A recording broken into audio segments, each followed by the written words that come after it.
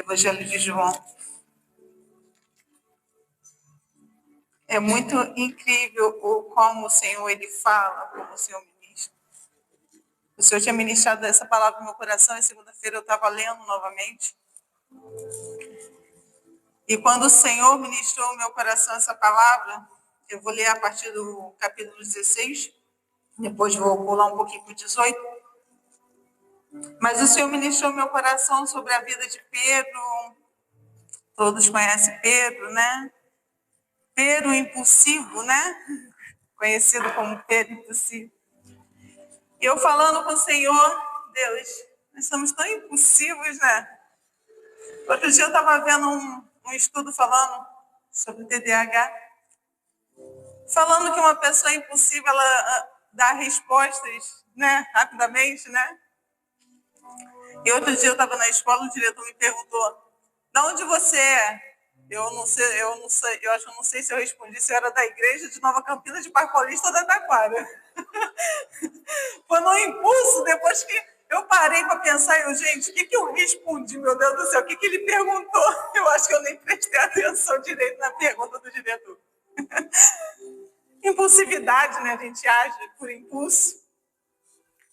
E quando o Senhor ministrou nesse meu coração, que o Senhor falou comigo sobre a vida de Pedro, e ressaltando quando ele corta a orelha de Malco. E Jesus falou assim comigo, quantos erros eu vou ter que consertar por causa da tua impulsividade? Gente, isso é muito forte.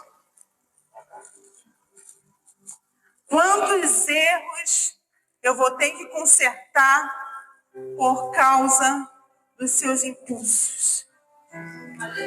E como qualquer melancólico, que impulso, Jesus? Qualquer melancólico. Mas eu tenho razão, Senhor. E aí a gente vem para o estudo. E o professor deixa uma palavra lá em Isaías 64, que diz que toda justiça humana é comparada com trapos de imundícia.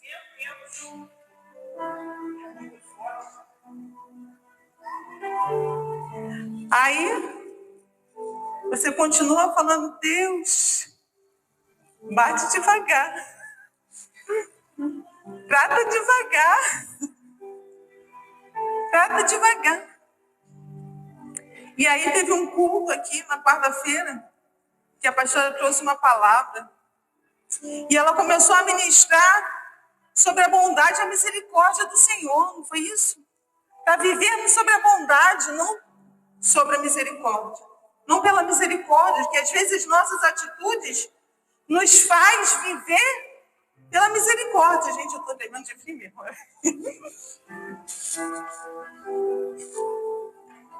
E eu falei, meu Deus do céu, Senhor, porque às vezes os nossos erros nos faz viver somente pela misericórdia.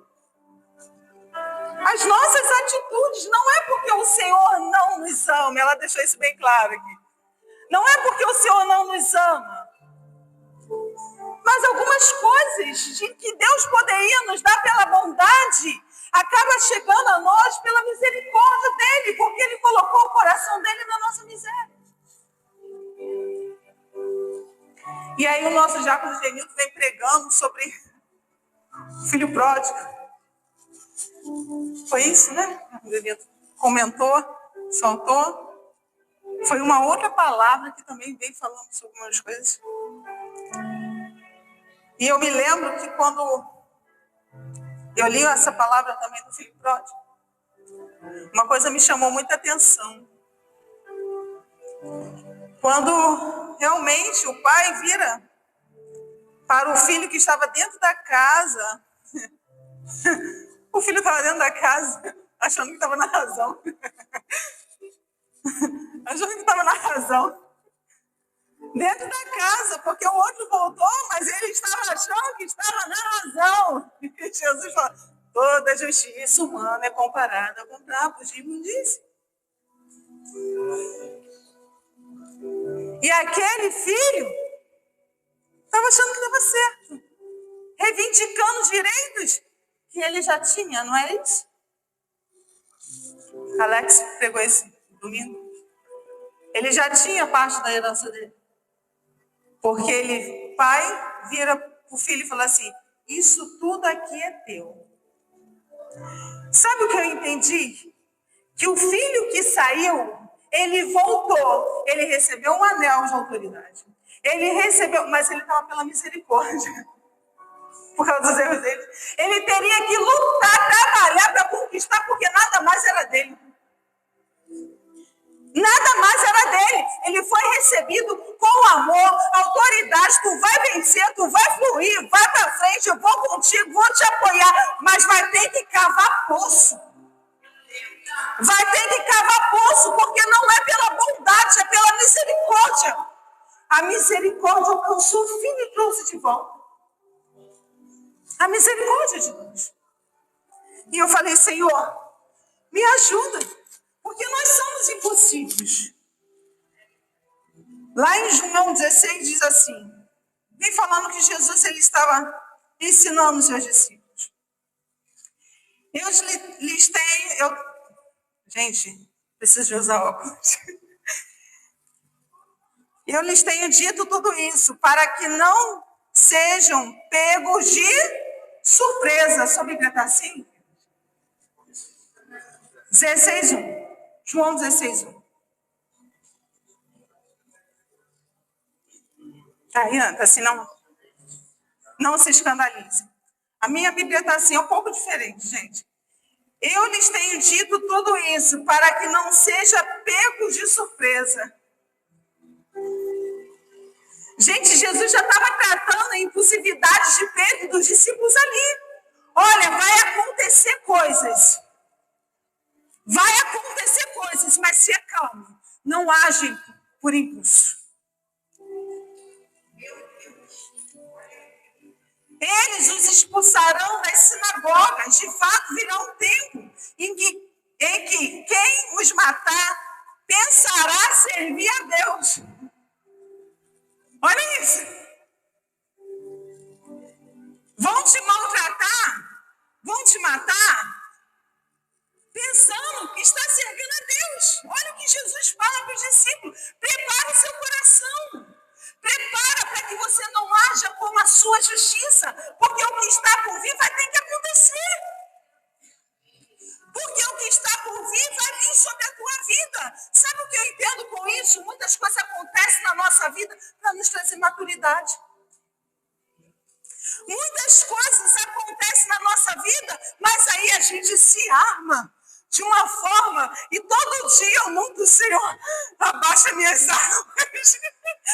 Abaixa minhas armas. Eu quero que a tua justiça, que o Senhor me julgue, que o Senhor faça, abaixe minhas armas.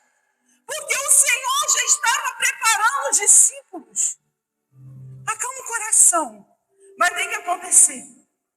Acalma o coração. Vai ter que acontecer para que você seja maduro, para que se cumpra o propósito. Jesus aqui estava dizendo aos discípulos, olha, eu vou sofrer, vai acontecer tudo isso.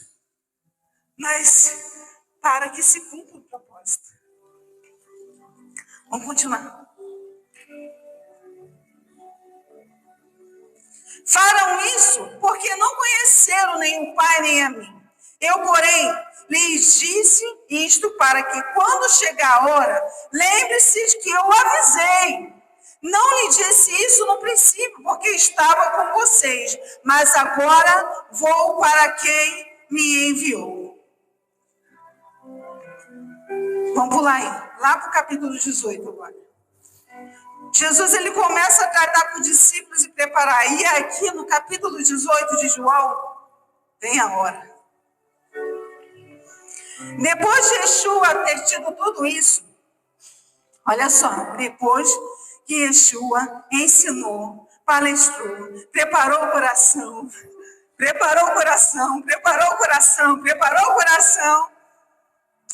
saiu com os discípulos e atravessou a fonte que flui no inverno pelo vale de Quidron até um lugar onde havia o alvoredo. Eis ali os 9 discípulos entraram ali. Judas, o traidor, também conhecia o lugar. Porém, Yeshua muitas vezes se reunira ali com os talmidim. Então Judas foi para lá, levando consigo um destacamento de soldados e alguns guardas oferecidos pelos principais. Gente, o que está escrito aí para vocês? Os principais sacerdotes e fariseus. Não, só estou dando uma palhinha porque está aqui em hebraico. Não traduzi. Vamos lá. Eles levavam armas, lanternas e tochas. E Yeshua, sabendo tudo o que iria acontecer, saiu e lhes perguntou: a quem vocês procuram? A Yeshua de Nazaré? Eles responderam, ele disse: sou eu. E estava com ele Judá, o traidor. Judas, o traidor. Quando Yeshua disse: sou eu, eles recuaram e caíram no chão. E lhes perguntou novamente: a quem procuro? E eles disseram: a Yeshua de Nazaré. Já lhe disse: sou eu. Respondeu Yeshua: se eu sou a pessoa que procuro, deixe este ir embora. O que Jesus estava fazendo aqui? Ele falou: que sou eu. Tá vendo? Meus discípulos, eu acho que Jesus estava assim: vai acontecer alguma coisa, alguém vai tomar um impulso, manda eles embora, sai daqui, discípulo, vai embora, deixa eles embora, porque tem que se cumprir o propósito da minha vida, tem que se cumprir. Ele sabia, não sabia de Pedro, sabia alguma coisa. Vamos lá. Se eu sou a pessoa que procuram, deixam estes embora. Isso aconteceu para se cumprir o que eles disseram: não perdi nenhum dos que me deste. Então Simão Pedro, que tinha consigo uma espada, desembaiou, alvejou o escravo Malco, decepando-lhe a orelha direita. O nome do escravo era Malco. E Yeshua disse a Pedro: embanhe a espada, este é o cálice que o Pai me deu. Não devo beber dele? Assim, o destacamento de soldados romanos, seu capitão, com os guardas do templo, os habitantes de Judá, prenderam Yeshua, amarraram, levaram em primeiro lugar ajuda aí, gente. Anás, sogro de Caifás.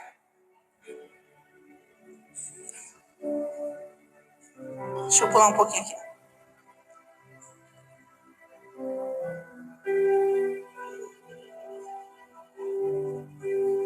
Pula aí para o 17. A mulher junto ao portão perguntou a Kefa, porém não é um dos talmidim desse homem? Ele respondeu: não sou. O escravo e os guardas estavam ao redor de uma fogueira, feita para se aquecerem, porque estava frio. Pedro se uniu a eles e estava em pé, aquecendo-se. Amém. Gente, presta atenção. Jesus ali, sabendo que ia se cumprir um propósito. Ele precisava ser preso para se cumprir o propósito. Ele precisava sofrer. E já tinha preparado o coração de si. Quando aqueles soldados chegam, perguntam quem era Yeshua. Os discípulos, os soldados se rendem ao chão. Se rende ao chão. E Pedro pega a sua espada e corta a orelha de Malco. Ele agiu por impulso. Ele agiu. Aí a gente fala assim: meu Deus, a história estava falando sobre perdão. Aí a gente fala assim: meu Deus, quantas pessoas realmente agiram por impulso, nos feriu. Não só impulso, mas ruindade. Eu acho que ajunta impulsividade com ruindade, né? Porque Pedro agiu com impulsividade. Mas, gente, ele foi na orelha. Acertar a orelha, calma aí. Ele era muito bom. Cara, o cara era pescador. Acertou a orelha certinho. E olha aqui. Malco não podia mais concorrer ao sacerdote, porque o sacerdote tinha que ser perfeito, ou seja, ele destrói o sonho de Malco. Será que foi só impulso? Ou ajuntou a impulsividade dele, né, com aquele momento? Eu vou matutar rápido, né? Conheci a causa. E às vezes a gente fala assim, foi impulsividade. Mas já tem algo na mente aqui no crivo. Já tem um conhecimento. E o impulso vai em cima da causa. Para ferir. Para machucar. Aí você me fala assim, mas pastora Pedro.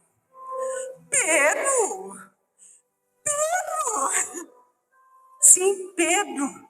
O apóstolo Pedro. O apóstolo Pedro, que a sombra curava. O apóstolo Pedro, ações impossíveis. Aí Jesus fala assim, olha, tu me negarás 3 vezes. O que Pedro faz? Nega Jesus. Nega o Senhor Jesus. Mas, pastor, eu não estava na pele do Pedro, de Pedro. Mas eu não estou condenando Pedro. Eu estou falando que o Senhor está nos ensinando como Pedro tem suas impulsividades, como Pedro tem momentos ruins, que às vezes quer negar o Senhor Jesus, nós também temos. Mas eu quero dizer para você que, como Pedro, o Senhor tem um chamado sobre a tua vida. Mas para que Deus cumpra o chamado que tem nas nossas vidas, nós precisamos realmente, como a pastora Sirene falou, trabalhar na nossa mente. Trabalhar dentro do nosso ser. Trabalhar no nosso crivo, na nossa mentalidade. Para que nós venhamos cumprir a vontade do Senhor da maneira dele. Não da nossa maneira, não das nossas razões. Quantas das vezes nós nos julgamos certos com tantas coisas? E a gente coloca logo na balança, né? Aqui.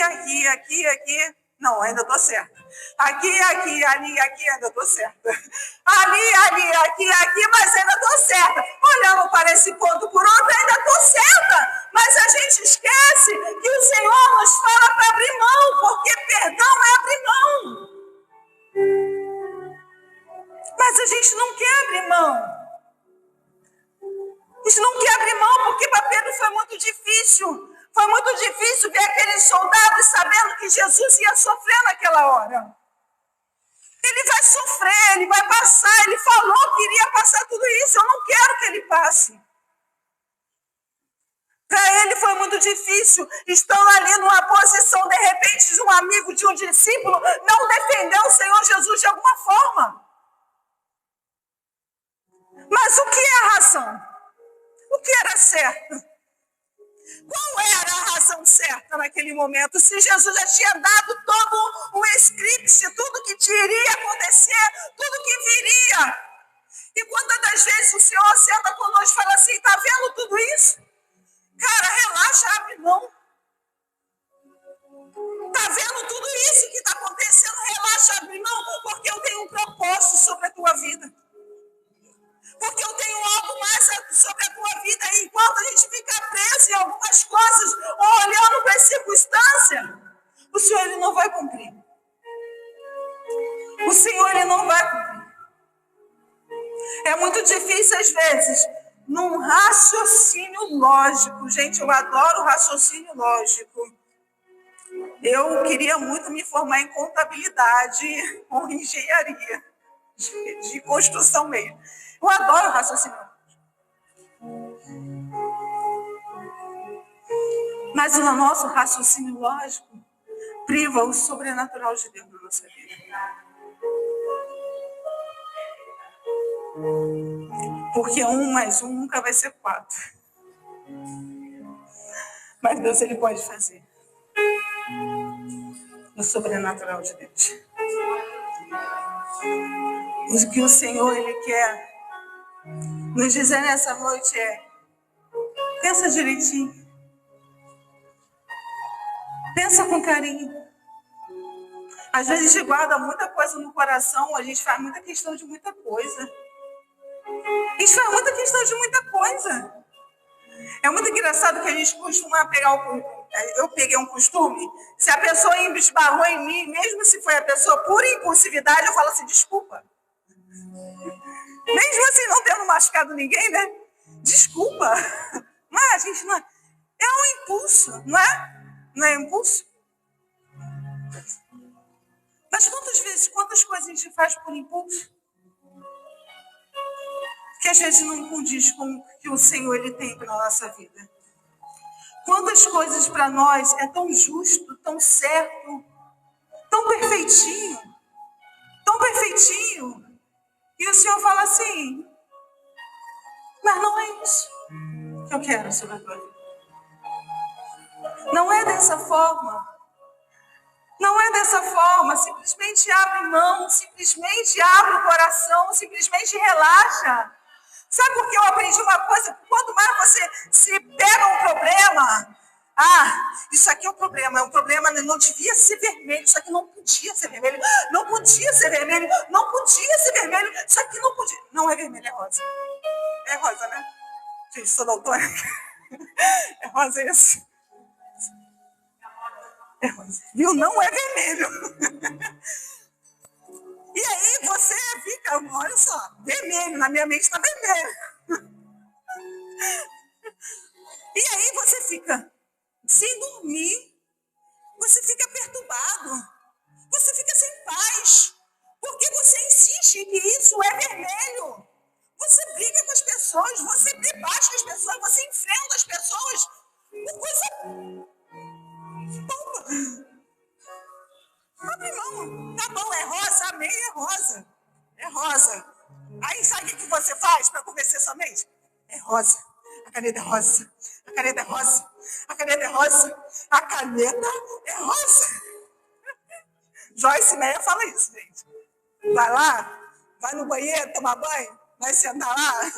É rosa, é rosa, é rosa, é rosa, é rosa, é rosa, até que você se convença que aquilo é rosa, porque o Senhor determinou sobre a tua vida que ela seja rosa. É trabalhar a nossa mentalidade para sermos pessoas curadas aqui. Sermos pessoas curadas aqui. Então, querido, olha, repita assim comigo. Toda justiça humana é comparada a trapos de imundícia. Não adianta. Deu uma de verdade. É melhor abrir mão. É melhor abrir mão. Abre mão de tudo que te feriu. Abre mão. As feridas, elas só aumentam porque a gente alimenta. As feridas no nosso coração só aumentam porque a gente alimenta. É muito fácil eu falar assim, o Alex pisou no meu pé. E eu ficar com raiva dele. O Alex pisou no meu pé.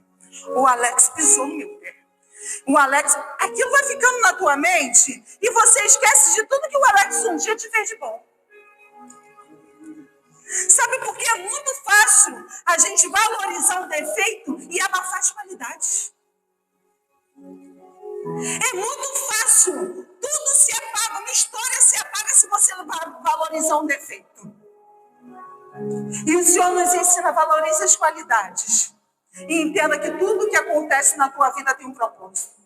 Tudo que acontece na tua vida pode ser uma experiência, pode ser um amadurecimento, mas algo que acontece na tua vida tem um propósito. Se você está chorando hoje, se você um dia negou o Senhor, é para que você se arrependa e fale, eu serei um apóstolo como Pedro. Eu serei um apóstolo de Jesus, eu irei pregar o evangelho com maturidade, não com impulsividade. Agora eu fiquei pensando, por que tão impulsivo se pescador é tão calmo, né? Dizem que é calmo, né? Gente, mas assim, eu nunca pesquei, mas para pescar tem que ter muita calma, né? Paciência, não é isso? Eu acho que ele usava de terapia, né, a pesca, né? Devia ser, né?